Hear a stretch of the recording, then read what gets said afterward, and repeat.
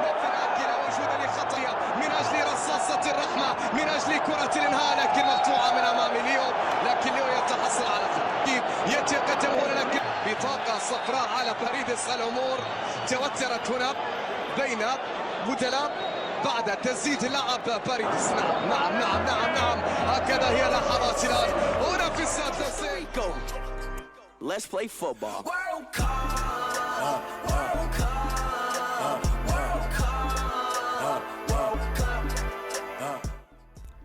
I mean, you saw that last clip. What a beautiful game. The FIFA 22 World Cup was such a good time. It gives us a chance to come together as people and ignore things that don't really matter in life, like school or weddings, the little things. With all that said, the World Cup that most recently occurred this year has a bit of a sinister side. Various human rights concerns and violations, LGBT rights violations, environmental impacts, scheduling controversies, climate concerns, cost concerns, and that massive alcohol controversy right before the tournament started. All those controversies, and none of those are even the topic of today's video. Today? I feel Qatari. Sorry. I don't know what the FIFA president was saying. I meant today we were going to talk about the corruption that happened for this World Cup to even occur in the first place. We will cover how Qatar bought the World Cup, why Qatar wanted to buy the World Cup, and then what Qatar plans to do after the World Cup. Now you might be thinking, how do I actually know Qatar bought that? The tournament. Ultimately, more than half of the 22 men who voted for Qatar were later accused of or charged with corruption.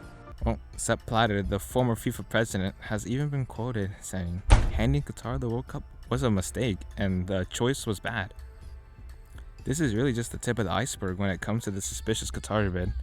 There has always been rumors and conspiracies surrounding potential foul play from Qatar, and while almost all reports and accusations are just alleged, Sepp Blatter and Michel Platini were all banned from football, and many other executives were actually indicted for criminal corruption.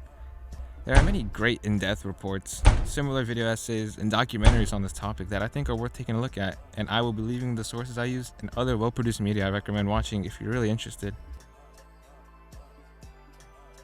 Now you might be thinking again, why would you even want to host the World Cup? I guess you could ask, what were Qatar's incentives? Well, according to Isirano from CNN, for the Qataris as well as putting on a well-organized tournament, the World Cup was an opportunity to expose the world to their culture, displaying everything from their architecture to their hospitality. They certainly did expose their culture to the world and innovative architecture, which objectively was a good thing. However, their hospitality is an interesting word, to say the least. But this video isn't about that, nor is it about my opinion. Objectively, hosting countries do not make profit from hosting the tournament on their soil.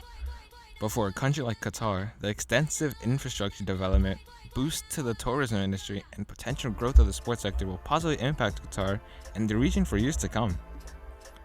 Now, you again, for the last time, might be thinking, what steps do they actually have in place to get the most out of this World Cup? And what are they doing that the past hosts of the tournament aren't doing? Well, for example, they are completely disassembling, thanks to the innovative architecture, some of the stadiums like 974, which was built out of 974 shipping containers and are going to be shipped off to other places that could use them. In addition, other stadiums throughout the country like the Lusail Stadium are going to turn into community hubs, hotels, shopping malls, cafes, a sport medicine hospital, and even a mixed residential and commercial area. Put this into perspective. The city of Lusail didn't even exist at the time of the original bid.